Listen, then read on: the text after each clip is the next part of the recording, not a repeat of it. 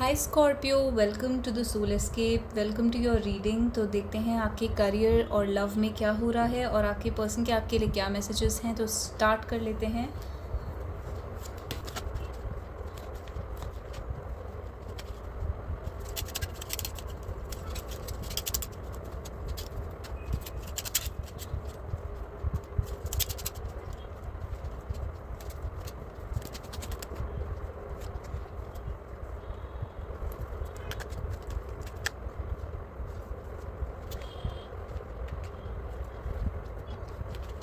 तो स्कॉर्पियो, आप अपने करियर में इस टाइम पर काफ़ी ज़्यादा एम्बिशियस फील कर रहे हैं। यहाँ पर ये सिचुएशन है कि आपके पास मनी है, आपके पास सैलरी है, इनकम है और अच्छे से आ रही है, रेगुलर है, आपका बिज़नेस या काम चल रहा है, अच्छे से चल रहा है। लेकिन पेज ऑफ कॉइन्स ये दिखाता है कि आपको ये मनी इनफ नहीं लग रहा है और आपके एम्बिशंस इस टाइम पर बाहर आ रहे हैं। किंग ऑफ वॉन्ड्स बहुत एम्बिशियस होता है, करियर ओरिएंटेड होता है, तो इस टाइम पर आप बहुत एम्बिशियस होना चाह रहे हैं।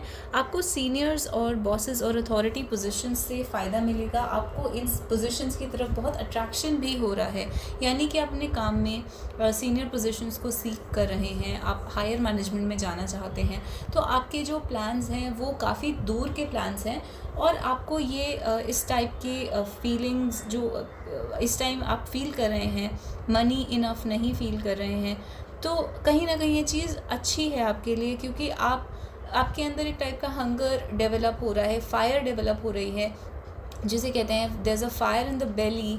सक्सेस के लिए आपके अंदर बहुत एम्बिशन आ रही है, तो ये चीज़ आपको करियर में काफ़ी ज़्यादा ग्रोथ देगी आगे चलकर।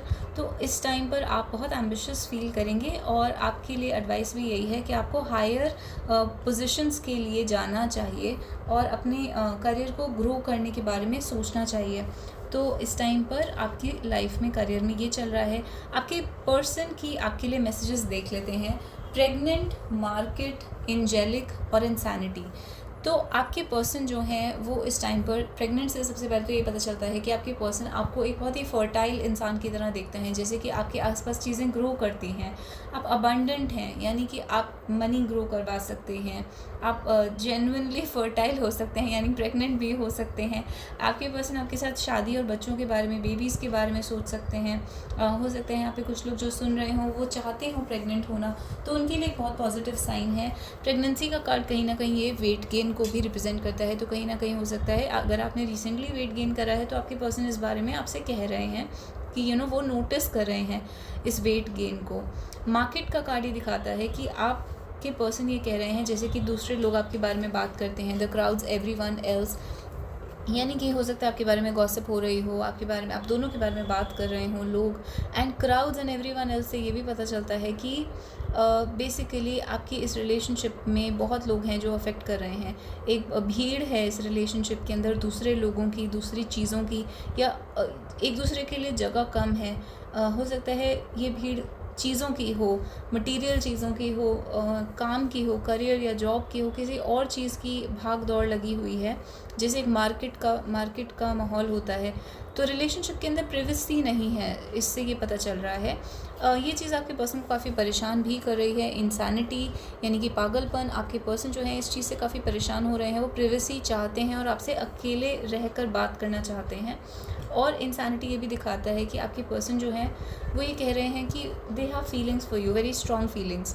All I ever wanted was to be enough for you, यानी कि आपके पर्सन बस ये चाहते थे कि वो किसी तरीके से आपको इम्प्रेस कर पाएँ और उस कोशिश में उन्होंने शायद कुछ उल्टा सीधा कर दिया होगा।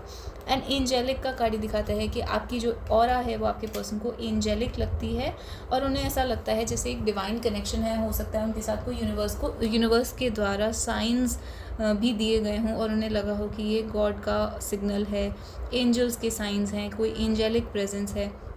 और ये आपकी ऑरा की बात हो रही है, आपकी ऑरा आपके पर्सन को एंजेलिक लगती है। अब आपकी लव लाइफ में क्या हो रहा है, जब ये मैंने पूछा तो नाइट ऑफ वॉन्ड्स और डेथ का कार्ड आया, यानी कि चीज़ें आगे बढ़ रही थी, पैशन था, एक दूसरे की तरफ जा रहे थे, चेज़ हो रहा था, एक इंसान दूसरे को चेज़ कर रहा था, लेकिन अचानक हर चीज़ पे रोक लग गई है, डेथ का टाइम आ गया है, यानी कि रुकावट आ गई है। हो सकता है आप दोनों ने जान के कोई रुकावट लगाई हो या फिर बाहर से कोई किसी रीज़न की वजह से रिलेशनशिप अभी स्टॉप हो गया हो। तो इस डेथ कार्ड के लिए मैंने क्लैरिफिकेशन निकाला है, तो रिलीजियस फैक्टर्स का कार्ड आया है। हो सकता है रिलीजन, फैमिली, कास्ट, इस टाइप के कोई प्रॉब्लम्स हो, या फिर आप दोनों की सोच बहुत अलग अलग टाइप की है, आप एक अलग टाइप की इंसान हैं। रिलीजियस फैक्टर्स कभी कभी तब भी आता है जब एक पर्सन थोड़ा नार्सिसिस्टिक होता है और दूसरा पर्सन ज़्यादा प्योर होता है, क्योंकि एंजेलिक का कार्ड भी हमारे पास आया हुआ है।